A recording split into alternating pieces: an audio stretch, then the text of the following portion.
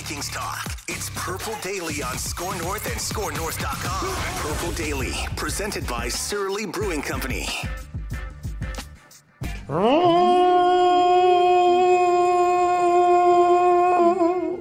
And then, boom, boom.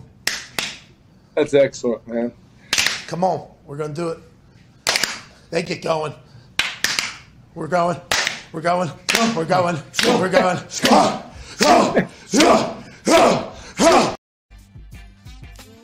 Amazing. Welcome in to Purple Daily, daily Vikings entertainment. We just want the Vikings to win a Super Bowl before we die. It's been 60 plus years. Let's get on with the show on the road here. 52. Birthday. Clock's ticking. November 13th, 53. Yeah, that's the clock you hear ticking. I just turned 37 on May 20th. I've been alive since 1985, and I am like a decade too young to have seen the Vikings or to have been alive when the Vikings are in a Super Bowl. Yeah. For crying out loud. So we got AJ in for Declan here this week and Monday as Declan goes on his, I think he called it the Wang of the United States. He's down in Florida. The Wang of the United States. So that's one term. It kind of looks like that if you look at the map. Look on the right side. It's a long break for Dex, though. And AJ's done a really, really good job. Yeah, AJ, you might appreciate you saying that. Maybe AJ is maybe he's the Patrick Mahomes to the Alex Smith. Maybe he's the Colin Kaepernick to the Alex Smith. How many other guys have replaced Alex Smith that we can use that? No, we love Declan. We love AJ too. He's done an awesome job filling in. The show is presented by our friends at Surly Brewing Company and also TCL, one of the world's best-selling consumer electronics brands. They have a new lineup of award-winning TVs delivering the most entertainment with stunning resolution at an affordable cost. Enjoy more of the things you love with TCL. All right, boys, it is a 4-question Friday here on the show where we bring 4 hard-hitting questions about the Vikings and or the National Football League. Starting with this one. Chris Sims' quarterback rankings are officially out. So we know that he had Kirk Cousins at 16, but now he's unveiled the rest of his top 10. So I'm going to give you the top 20, counting from 20 down to 1. And my question is, did he get it right? Okay.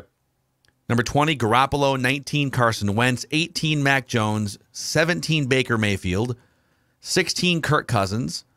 15, Ryan Tannehill. 14, Matt Ryan. 13, Deshaun Watson. 12, Kyler Murray. 11, Derek Carr. 10, Lamar Jackson. 9, Dak Prescott. 8, Tom Brady. Interesting. 7, Russell Wilson. 6, Matthew Stafford. 5, Aaron Rodgers. 4, Joe Burrow. 3, Justin Herbert. 2, Patrick Mahomes. 1, Josh Allen. Did he get it right?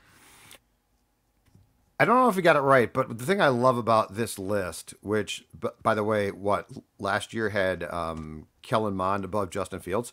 I love how the list is, he just tweaks you enough to get you thinking of this SOB doesn't know what he's talking about. I actually think he got it more right than wrong. The Josh Allen at 1 to me is and look, he's very, very good, don't get me wrong, but it's a somewhat controversial on purpose. Like Mahomes probably should be 1. He put Josh 1. I think it's interesting, and I don't think it's out of line that he dropped Rodgers and Brady a bit because they're certainly not the players that they once were necessarily. And Rodgers might be descending at some point in time, although I personally hesitate to say that because when I do, the Packers up and win 13 games. I don't know he got it right. I like the fact that it doesn't, though, just go along the standard lines and it causes you to give it some thought. It's hard to fight the Josh Allen thing here. Josh Allen has become so good the last couple of years, and Pat Mahomes had a rough stretch in the first half of last year, and now Tyreek Hill, basically his main weapon, is gone. So I can get with this. Justin Herbert 3 is the one that a lot of people are going to say, wait a second, he's never even played a playoff game yet. You watch that dude play, he is incredible. Arm, athleticism, everything. Might be a little high for him, but I think Justin Herbert is headed toward the top 5 if he's not there already. The ones that I think are going to catch from a Vikings perspective, the Cousins Crusaders are going to look at this list and say, first of all, 16 is disrespectful for Kirk Cousins. Okay. Look at his numbers, right? And then they're going to say, if Cousins is 16, how is Derek Carr 11th How is Dak Prescott 9th, and how is Matthew Stafford 6th? What would your answer be to those Cousins Crusaders? Stafford won a Super Bowl.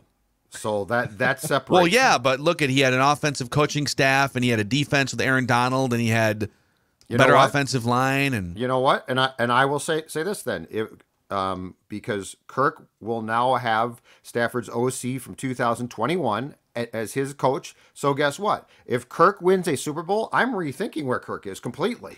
So he moves up. So Stafford did 16 to 14 if he wins the Super Bowl. But I mean, Stafford did what Kirk has not done. We used to say they are basically the same guy, right? And Stafford now has a championship. And look, he played no small part in that game in winning a championship. So the Stafford one to me, easily justifiable. The Dak one, I like Dak more. I don't know that there's that much separation. And by the way, I think on my personal list, I have Kirk more like 13 or 14. So I don't have him. I thought 16 was low for Kirk, in fairness. Derek Carr, I think Derek Carr has more intangibles than Kirk, but that's the one I would probably fight the Crusaders the least on. I mean, Derek Carr has intangibles. I think his teammates gravitate to him more, and he definitely takes some risks, which makes him more fun, but I don't know that he is successful a ton. So if the Crusaders came at me, I would say I could easily see Carr and Kirk far closer because Kirk should be up there. Stafford, I would say, Crusaders, you got to back off. You got to be quiet. You got to sit down. You got to watch the Super Bowl again. The Lombardi Trophy's in Stafford's hands. And the Dak one, I just like Dak's skill set personally more. Yeah, the eye test. Not that Dak is perfect by any means, but he can get a little bit check down Charlie once in a while. But he's such a big dude, and he looks the part. The eye test. You look at Dak versus Kirk, and there's just a difference. But then you look at some of the numbers, and they're kind of comparable. I hate to just always lean on QB wins because it's not the be all end all. But I think over the course of 50, 100, 150 starts, a story starts to present itself.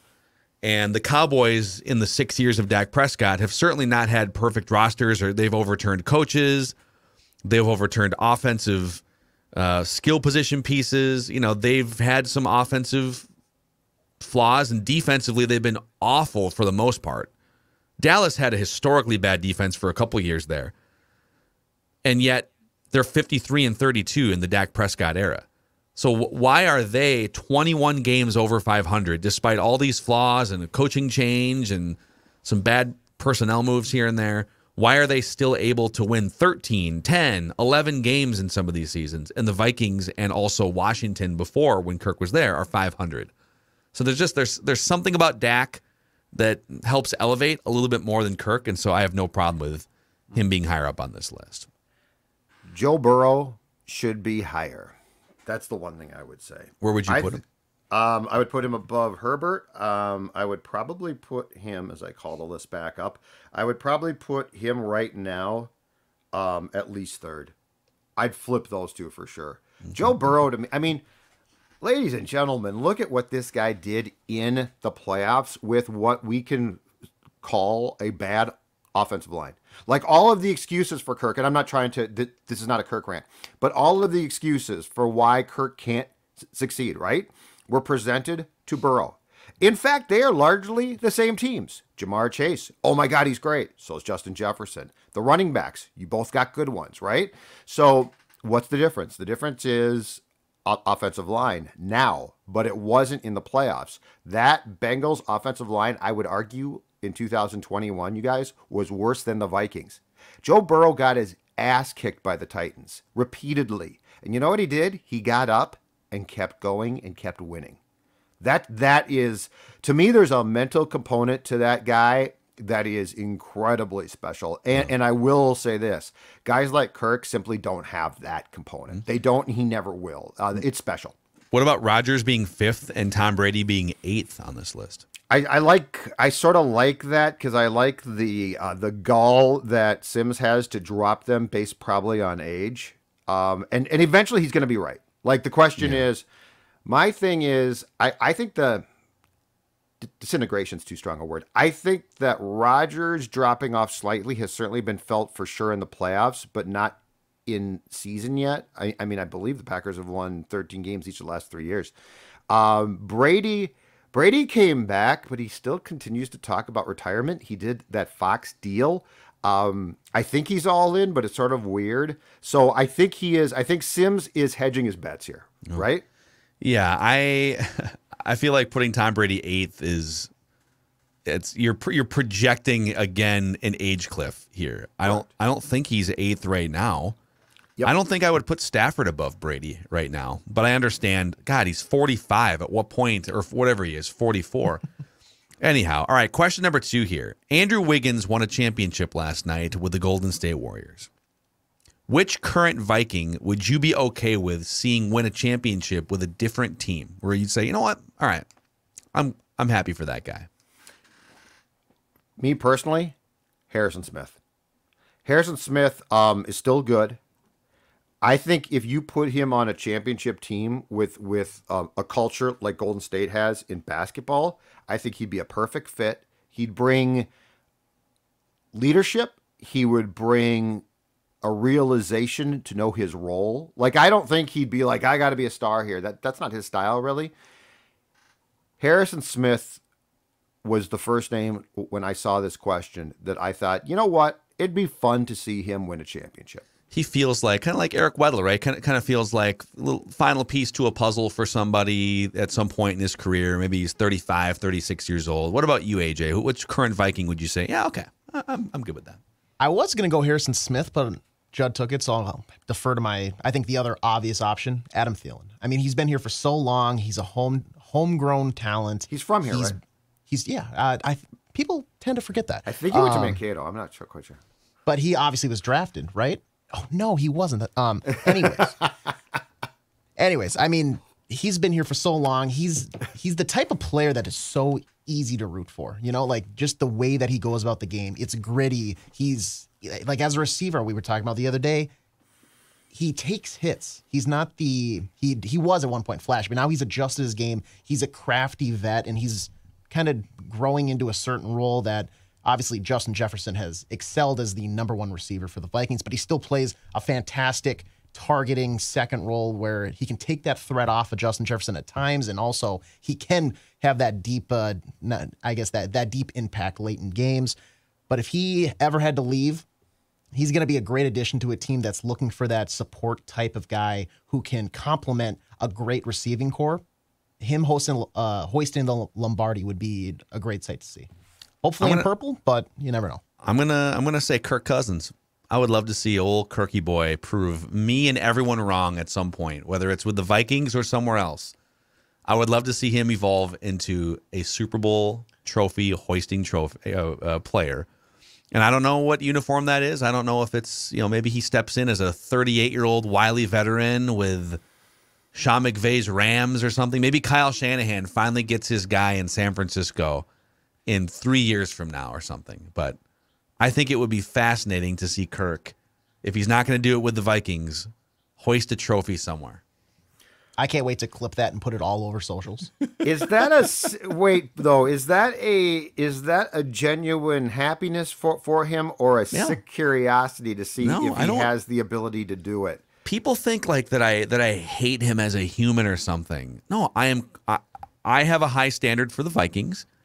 I don't feel like they have met that standard during the 4 years of Kirk Cousins, and I feel like he is part of it.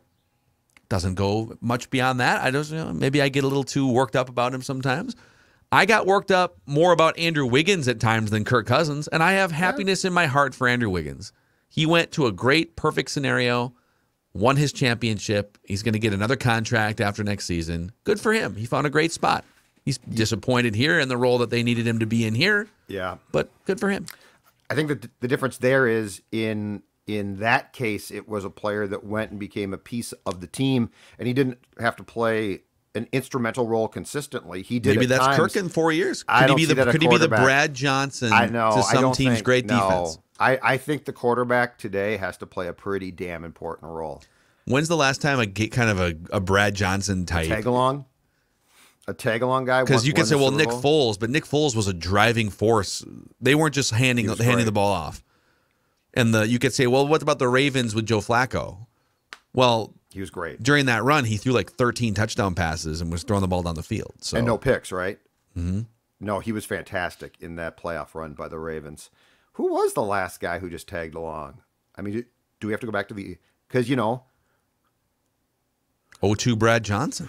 Would it be Brad Johnson and Dilfer before that? I'm trying to think. Yeah, unless you want to count 2021 or 2001 Tom Brady. He was kind of along for the ride. Yeah, that's and true. Then he became Tom Brady. That's true. And who would probably qualify?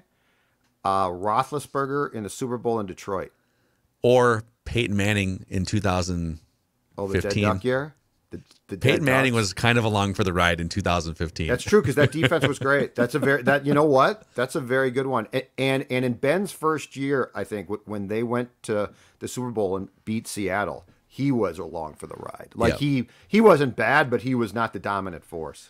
Yeah, no, that's an interesting one. So could Kirk just kind of get in there as a 38-year-old? Throw wobblers? Just don't screw it up too bad, basically, is the edict there. All right, we're at halftime of 4-Question Friday here, and so let's cheers a celebratory Surly for making it almost through the work week. You see this shirt right here? You see this shirt, ladies and gentlemen? That's right. I'm doing the shirt pop because it is from my friends at Surly Brewing Company. And you know what's right around the corner? I've been talking about it for a while now. But if you missed the shows, no, Christmas is still a long ways off. Summer is. And in fact, it starts the summer solstice on Tuesday. And that means the summer of Surly will be starting. And while I am a furious guy and I remain loyal, I'm going to tell you right now, if you are a summer beer person, Surly has beers for you. The case of Supremes is outstanding. Logic Bomb, I got to tell you right now, I've become good friends with Logic Bomb. It's outstanding. Whatever you drink as the heat comes and you're looking to say, I need a cold one, whatever you want, Surly Brewing has you covered. Check out those fantastic Supremes. I'm going to drop a Logic Bomb for all you riders out there, all right? The logical move, if you like to ride during these summer months, Harleys, Indians, Metric Cruisers, sport bikes, whatever, is to go to DennisKirk.com, where they have over 160,000 parts and accessories in stock, free shipping on orders over $89, and also same-day shipping on orders placed before 8 p.m.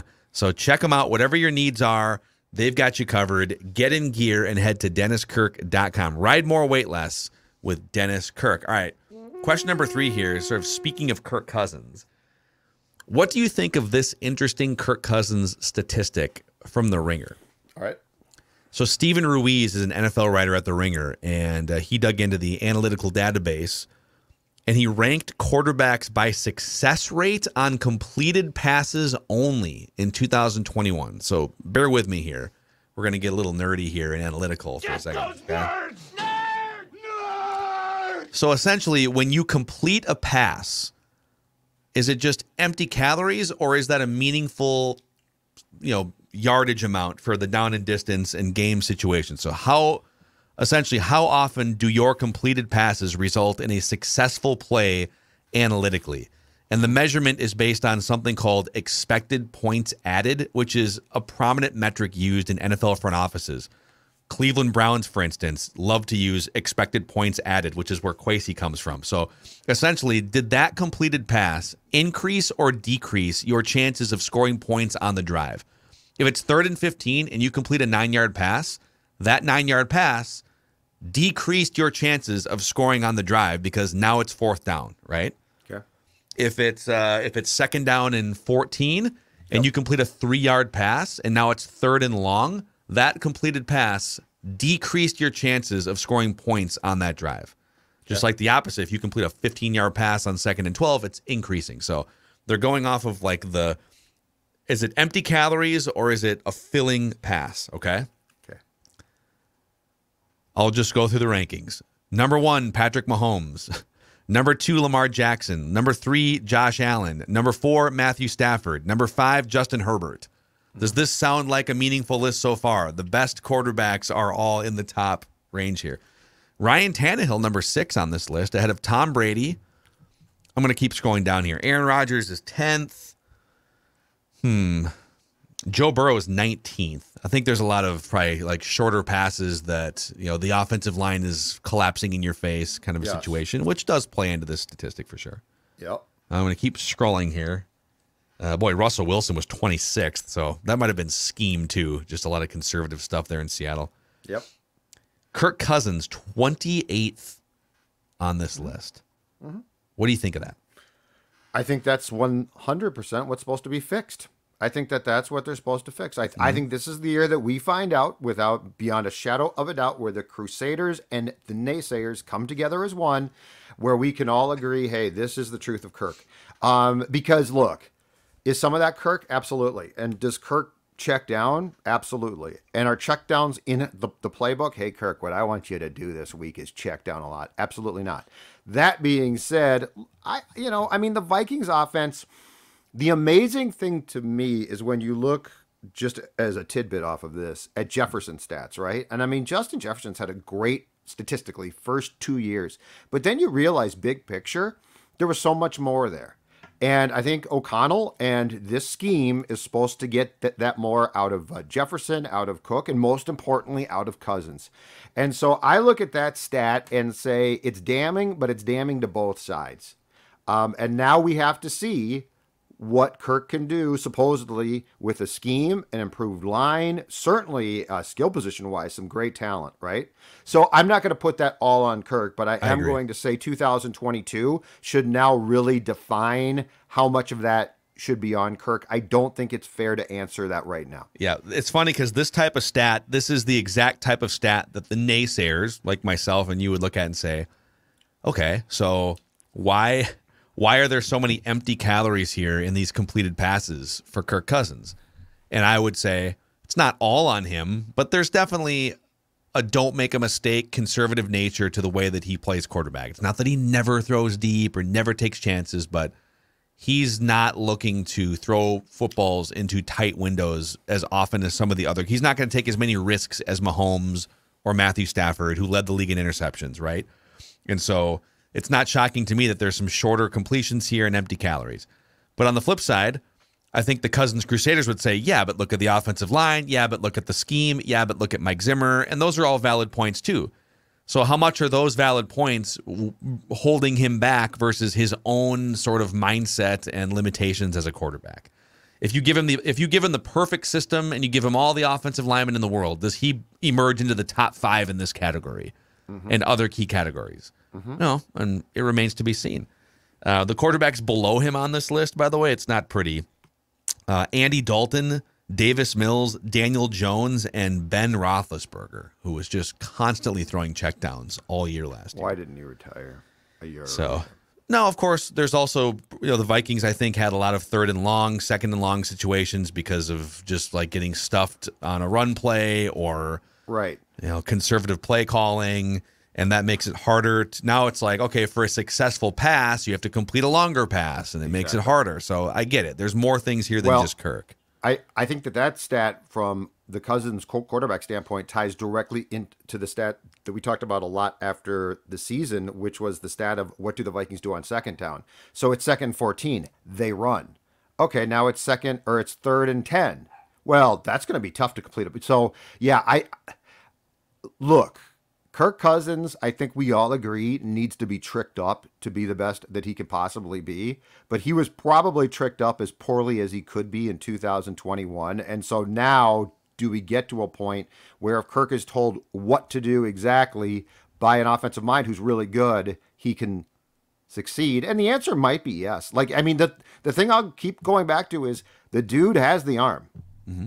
He can make some really nice throws. But are you going to put him in a position, and is he willing to take the risks to make those throws on third down and not check down? That's what I don't know yet. Yeah. All right, question number 4 for you guys here. It's the would you rather, the random question of the week here, the would you rather question. Would you rather have telekinesis, which is the ability to move things with your mind, or telepathy, which is the ability to read other people's minds? Let's start with AJ. AJ, yeah. Telekinesis? You want to move things with your mind or read other people's minds? I think right off the bat, the easy answer is telekinesis, but I'm going to go telepathy. Okay. Simply because you know how cool it would be to be like the best poker player of all time? Of all time. As a former poker player, I have dreamt about this. Yes. You just walk up to the main table, World Series of Poker. You sit down, nonchalant.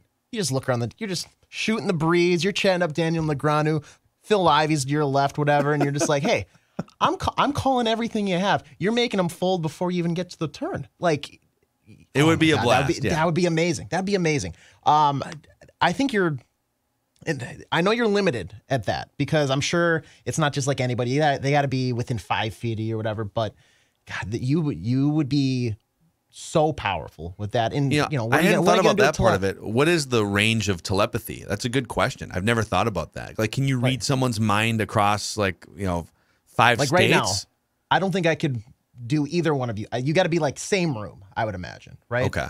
That might change the answer then, because I don't know that Judd wants to be in rooms with people.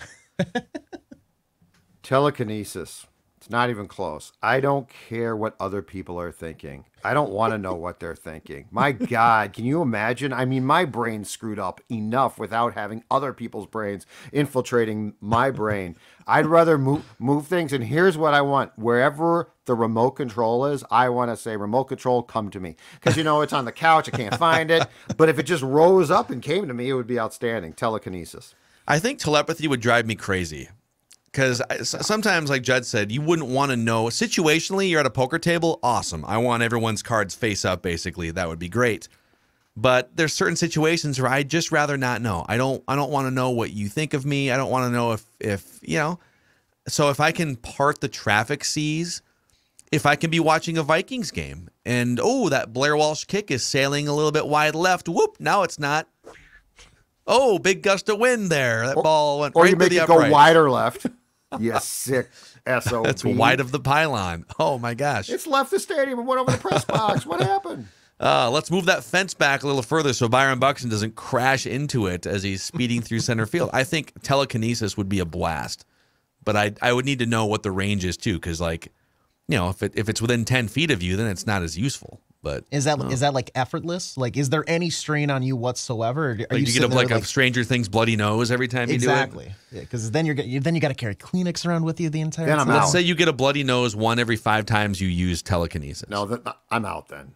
Then your telepathy? I'm out on both. I'm just out on both. No, I don't want telepathy. For those of us with spouses, can you imagine if you knew what your wife was? I don't want to know what my wife is thinking of me. She already tells me enough. I don't want to know. So no, I ain't doing that. Okay. All right. Let us know in the Purple Daily YouTube comment section. Please click the subscribe button and the like button on this episode so we can spread the word about this community of Vikings fans you guys are helping us build here. That is a 4-question Friday here on Purple Daily. Stay tuned for tomorrow's dive into the comment sections. We'll see you guys.